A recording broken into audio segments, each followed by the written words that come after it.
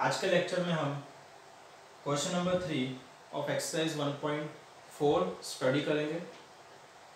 Question number 3 को समझने में काफ़ी बच्चों को प्रॉब्लम्स आती है।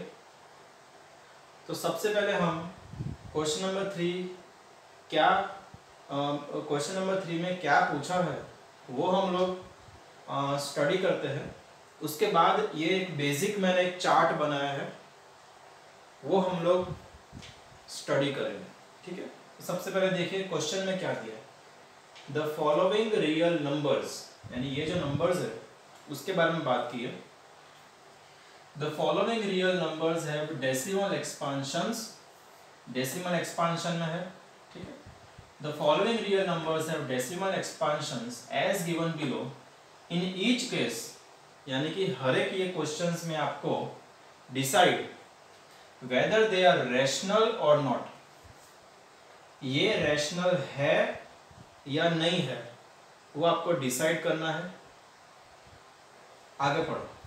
इफ दे आर रैशनल, अगर ये रैशनल नहीं है तो कोई आगे सॉल्व करने की जरूरत ही नहीं है। बट अगर ये रैशनल है तो क्या करना चाहिए।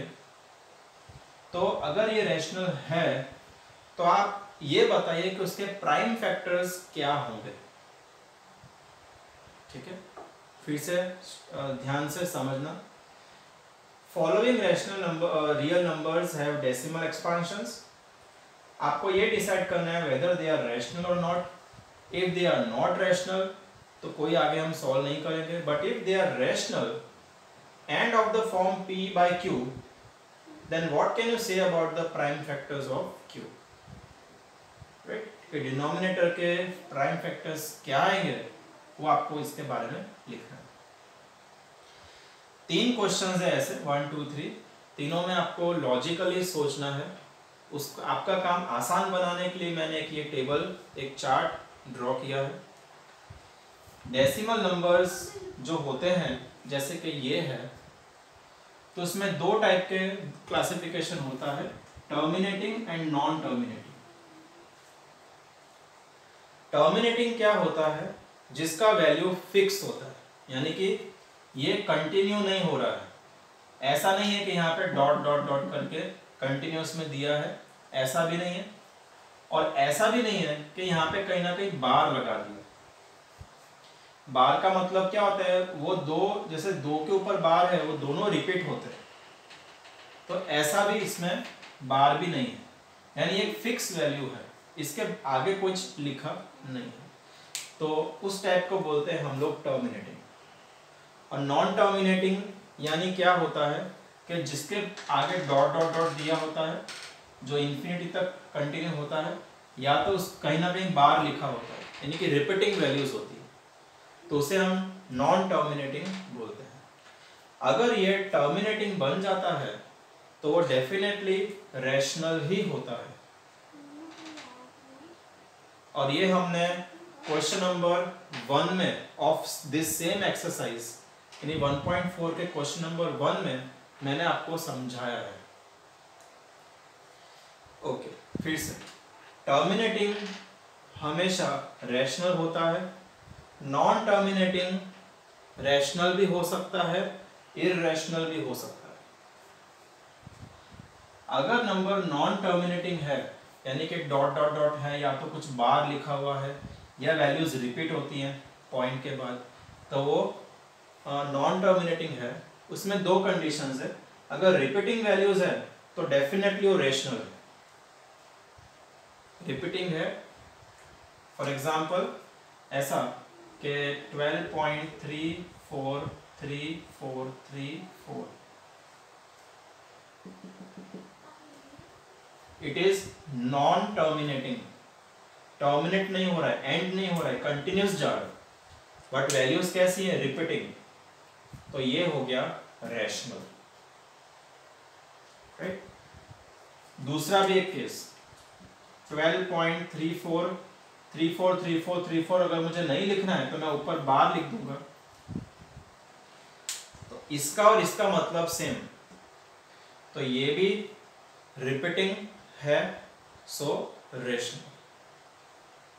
नॉन रिपीटिंग हो तभी इररेशनल होती है, जैसे कि 12.340123 dot dot, it is non repeating and up to infinity, तो ये हो जाएगा इररेशनल।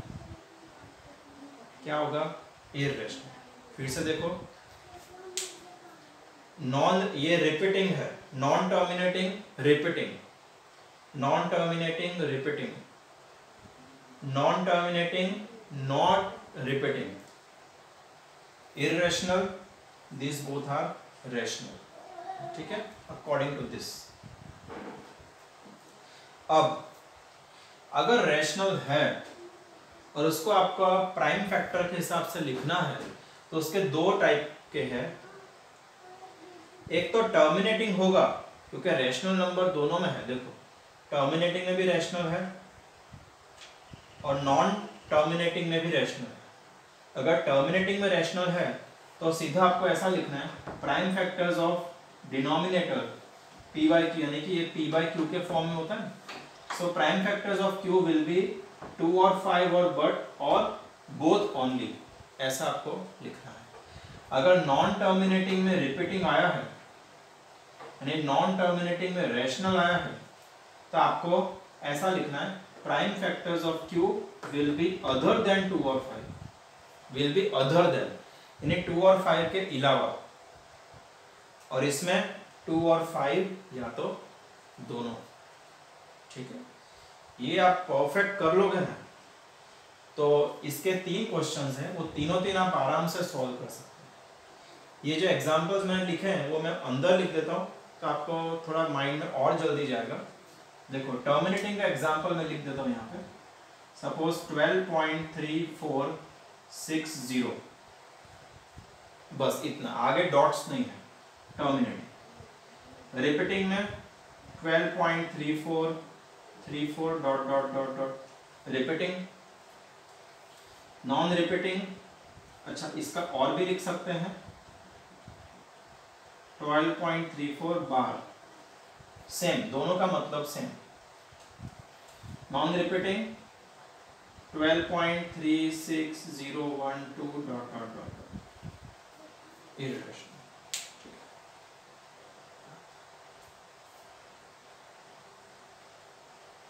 चलो आइए हम देखते हैं क्वेश्चन में। आपको देख के पता लगना चाहिए कि क्वेश्चन टर्मिनेटिंग है या नहीं है। तो सबसे पहले देखो टर्मिनेटिंग है या नहीं है, उसके लिए 2 ही चीजें आपको देखनी है। एक तो इसके आगे डॉट डॉट डॉट दिया नहीं दिया, बार दिया है कहीं नहीं दिया, ठीक है। तो ये क्या हो गया? टर्मिनेटिंग, ठीक है, फिक्स वैल्यू। तो आपको इसमें लिखना है, here the above number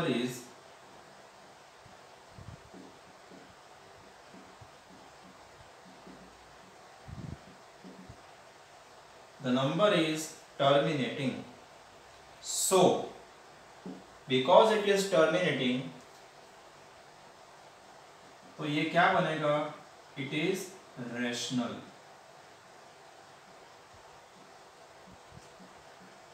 It is rational number।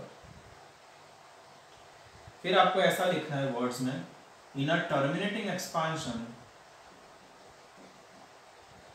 मैं यही लिखूंगा, ये प्राइम फैक्टर्स की बात करनी है तो इसलिए मैं लिखूंगा ये लिखने वाला, in a terminating expansion of P by Q form, ठीक है, एक्सपांशन ऑफ P और Q, P and Q, Q is of the form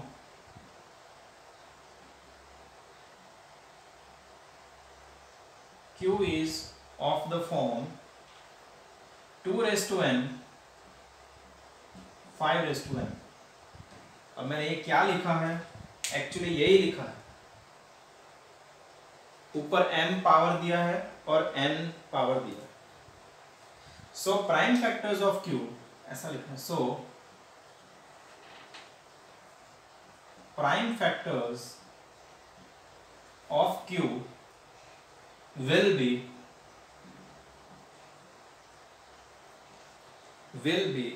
2 or 5 or both only. Means 2 और 5 या तो दोनों के दोनों ओनली, इसके अलावा और कुछ नहीं आएगा। यानी 2 और 5 के अलावा जो 1 हो सकता है, 3, 6 जो भी है डिजिट्स, 2 और 5 के अलावा कोई भी डिजिट्स है वो नहीं आएंगे। इतना आपको इसमें लिख के आना है, ठीक है।